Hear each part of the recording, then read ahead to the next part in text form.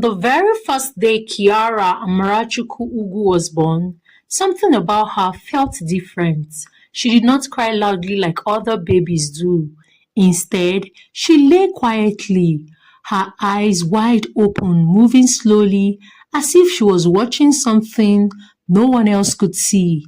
Her mother, Mrs. Tobechuku Ugu, often said Kiara looked like an old soul trapped in a child's body. Even as a baby, Kiara reacted strangely to certain people. She would smile warmly at some visitors and cry uncontrollably when others carried her. At first, her parents thought it was a normal child-baby behavior. As Kiara grew older, the strange signs became harder to ignore. At the age of 3, she once refused to follow her mother into a woman's shop. She held her mother's wrapper tightly and said, "Mama, let us not enter. The woman is something wrong with her." Later that day, they heard that the shop owner had collapsed from stress. The very woman Kiara refused to enter her shop. Her parents laughed it off, calling her imagination wild. They did not know how to explain what they were seeing, so they chose to ignore it. When Kiara was 5 years old, her father decided it was time for them to relocate and moved to a bigger apartment and a cheaper house for that matter.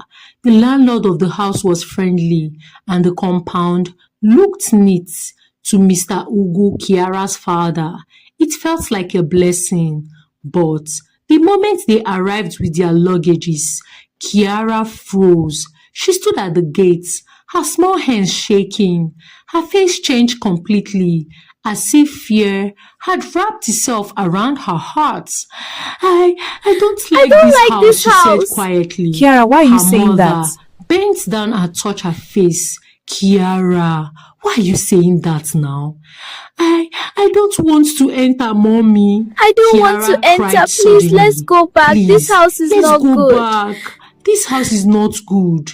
Her crying became louder, attracting the attentions of neighbors. She refused to step inside no matter how much her parents begged her.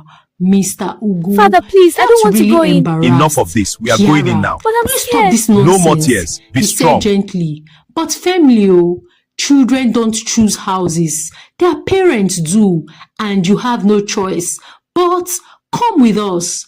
But Kiara held the gates tightly, crying as if her life depended on it.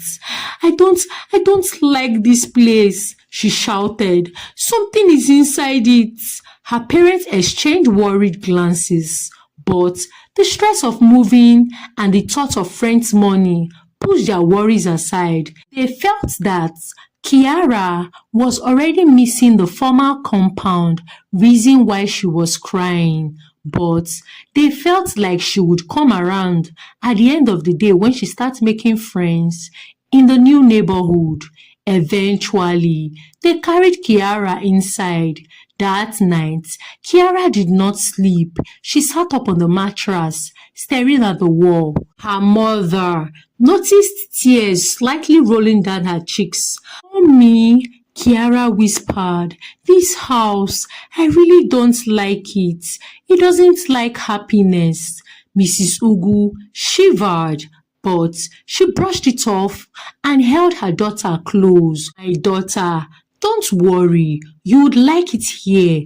By the time you start making friends, you would love it." And so, the family of Mr. and Mrs. Tobechuku Ugu settled into their new apartment. A few days after moving in, Mr. Ugu returned home early from work. His face was pale, his steps heavy.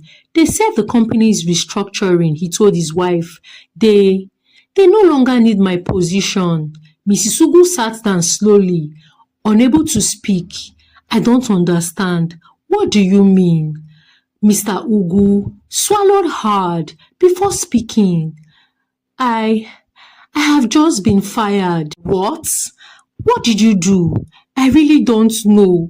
They said my position is no longer needed in the company."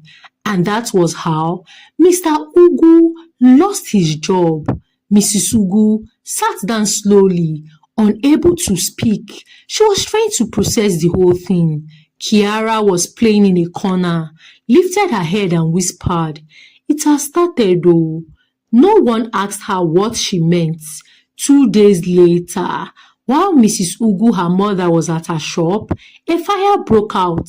The flames destroyed everything: goods, money, shelves. By the time help arrived, nothing was left.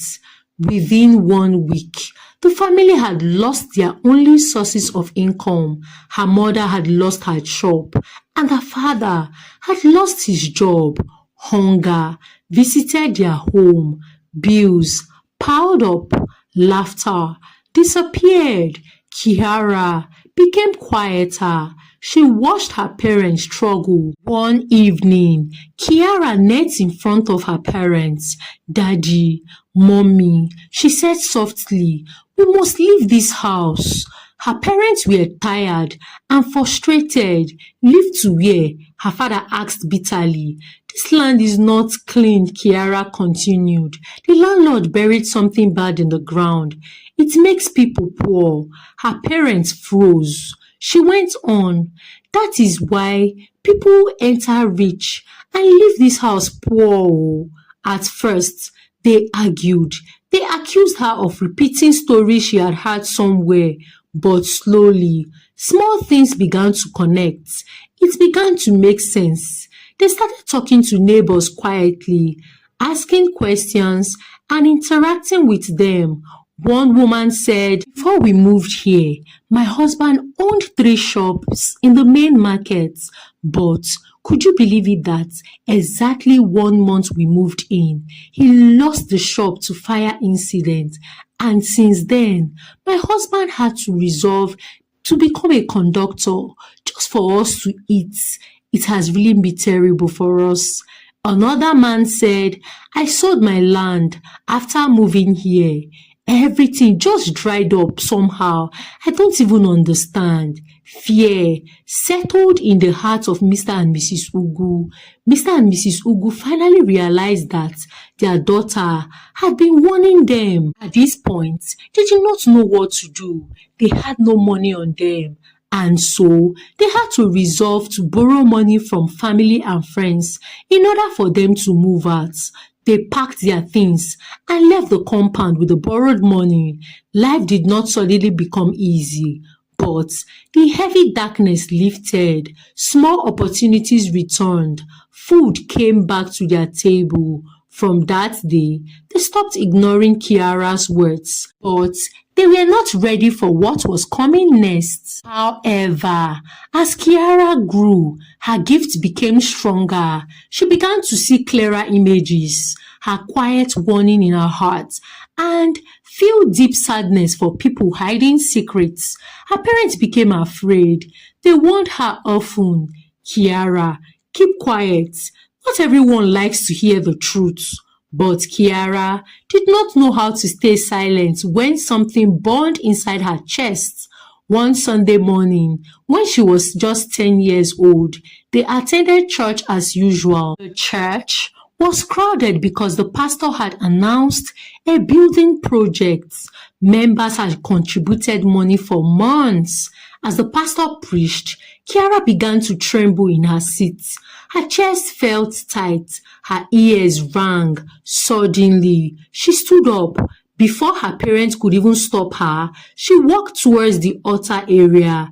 The church became silent. What was the small girl doing close to the altar? She looked at the pastor and said, You ate the money meant for God's house. The pastor's face turned white. God is angry with you. You used it to build a house for yourself instead of the church you were supposed to use it to build. God is angry. You used it for yourself. How can you? The pastor quickly recovered. Anger replaced fear. "This child is possessed," he shouted. "Take her away. She This needs child deliverance." is possessed. Take her People away. She stepped needs back in deliverance. fear. Kiara's parents rushed forward, holding her tightly.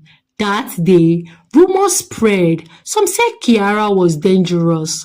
Others said she was evil and that the pastor had said she needed deliverance. Her parents went home shaking. They realized then that telling the truth in a broken word could be very dangerous. After the incident in the church, life changed completely for Kiara and her parents.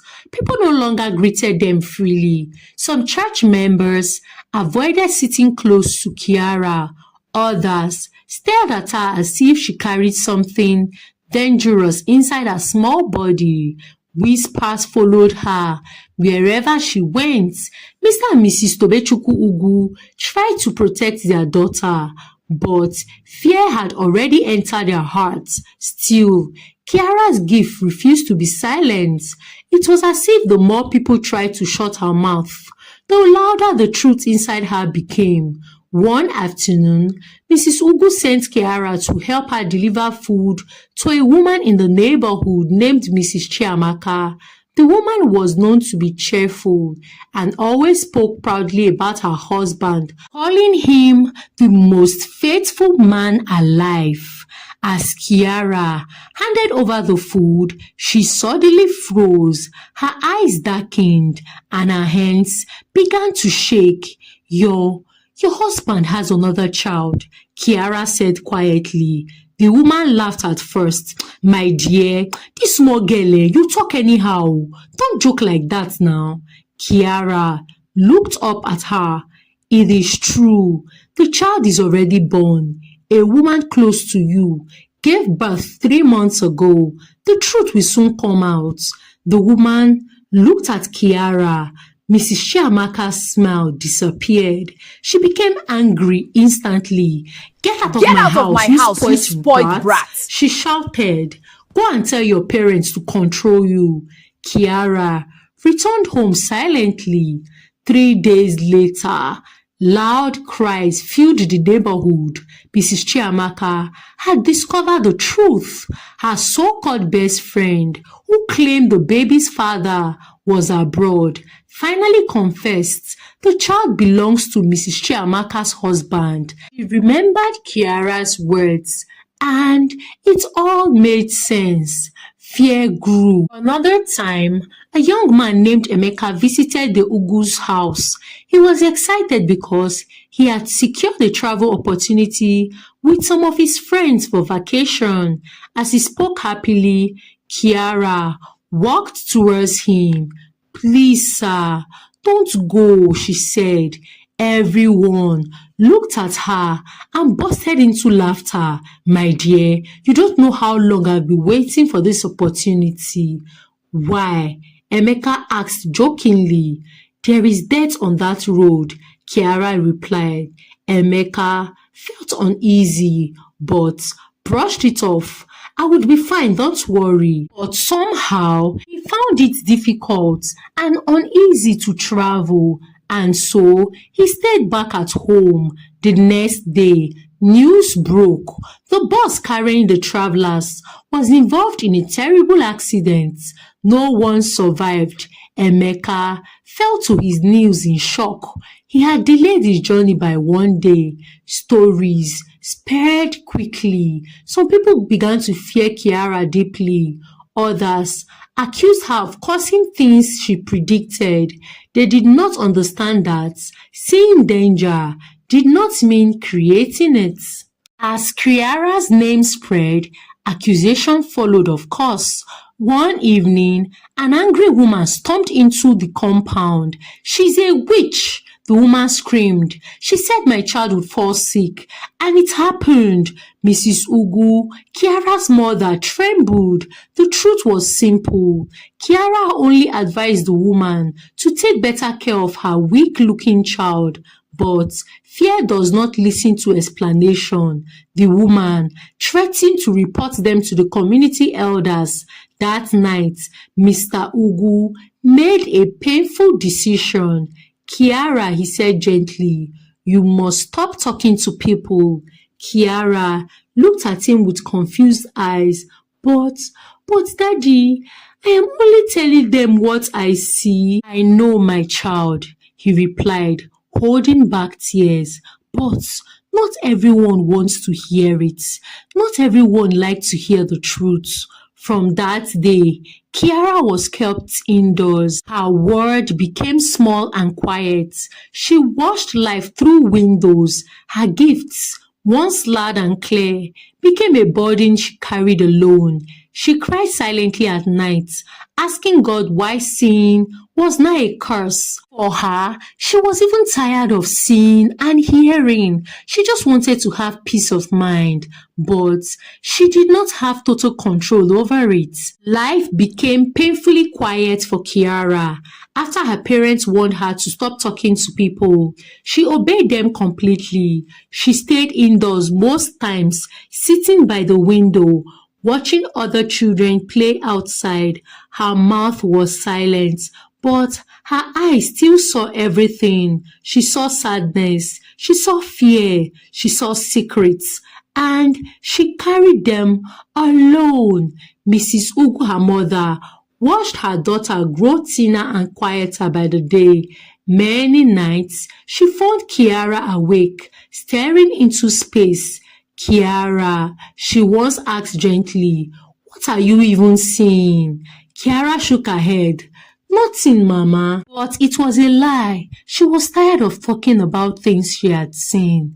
One afternoon, Mrs. Ugo decided to walk to a nearby market to buy food items. She allowed Kiara to come with her, hoping that she would receive some fresh air and it would lift her daughter's spirits.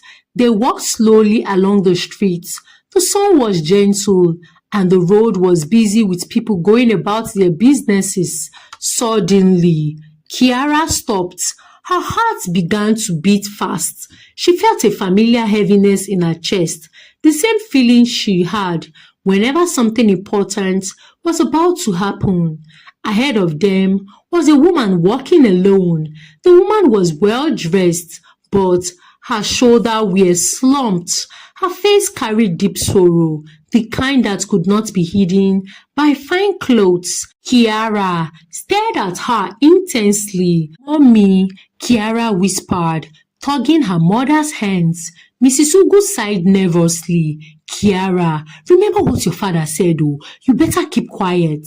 "I know," Kiara replied, "but this one is different. I just need to tell her. She needs to know." Before her mother could stop her, Kiara gently walked towards the woman. The woman noticed the little girl and stopped. "Yes, my dear. How can I be of help to you?" she said kindly, smiling faintly. Kiara looked straight into her eyes and spoke softly, yet boldly. "You are barren," Kiara said. The woman's face changed instantly. Her eyes widened in shock. "Who told you that?" she asked sharply. Kiara shook her head. "No one. I just know." Mrs. Ugu rushed forward in fear. "Please forgive her. She's my daughter," she said quickly. She's just a child." But the woman raised her hand, stopping Kiara's mother from interrupting the little girl. "Let her speak," she said slowly. Kiara continued, her voice calm. "You cry at night. You smile in the day, but your heart is heavy. God has seen your tears, and He is ready to bless you." Tears filled the woman's eyes. No one knew her in that area. She was only staying in a hotel nearby for business. Not even her staff knew her pain. Kiara took a deep breath. "In 9 months," she said, "you will have 4 children. The woman gasped. "How is that even possible? I am not even pregnant. Tell me, how am I going to have 4 children? Kiara nodded. "You would see it happen. When you get home today," Kiara added, "dance and praise God for 1 hour. Do not complain. Do not complain, I repeat. Just thank Him. Thank Him." Silence hung in the air. The woman stared at Kiara for a long time, then slowly nodded. I will do as you say, she said quietly. The woman reached into her bag and brought out some money, but Mrs. Ugu Kiara's mother quickly refused. No, no, please don't. The woman smiled faintly and then walked away. Mrs. Ugu grabbed Kiara's hand tightly. What have you done? She whispered in fear. Kiara looked up at her mother. Mother, this one is joy, not trouble. God has decided to answer the woman. That night, in a luxurious hotel room, the woman locked her door. She stood alone. For the first time in years, she danced. She cried tears of joy. She sang. She praised God for 1 full hour. Weeks later, she discovered she was pregnant. Months passed. Life continued for Kiara and her family. Kiara returned to staying indoors, but her heart felt lighter. She knew something good had been released. 9 months later, the news broke across hospital and newspaper. A wealthy woman had given birth to quadruplets after 10 years of being barren. Doctors called it a miracle. The woman smiled whenever reporters asked her questions, but she said only one thing. I met a child God used. I met an angel who told me what I needed to do. Immediately, she began searching for Kiara. It took time, but eventually, she found her. The day she arrived at the Ugu's home, a convoy of cars filled the streets. Neighbors were wondering who they were looking for. They thought maybe who would know a governor or a president. Neighbors gathered in shock. The woman stepped out, holding her babies. She walked straight to Kiara and knelt before her. Thank you, she said, tears streaming down her face. Thank you for allowing God to use you. Mr. and Mrs. Ugu stood frozen, looking at their daughter. They never believed the moments like this would ever come. They finally understood their daughter's gifts. The woman revealed she was a billionaire. She placed Kiara on a full scholarship and built a new house for her parents. That day, shame turned to joy, fear turned to honor. Kiara was no longer hidden. God had spoken for her, and the girl who saw beyond was finally seen. Those that called her witch and the people that mocked her now saw that indeed she was blessed beyond human comprehension. Thank you for watching. Have you ever met someone with such special gifts? Kindly share your thoughts about the story in the comment section. Like this video please, and kindly subscribe to this channel and follow if you're not already. And please, you can kindly share this video to your loved ones. Until I come your way again with another story. For now, from me, it is bye.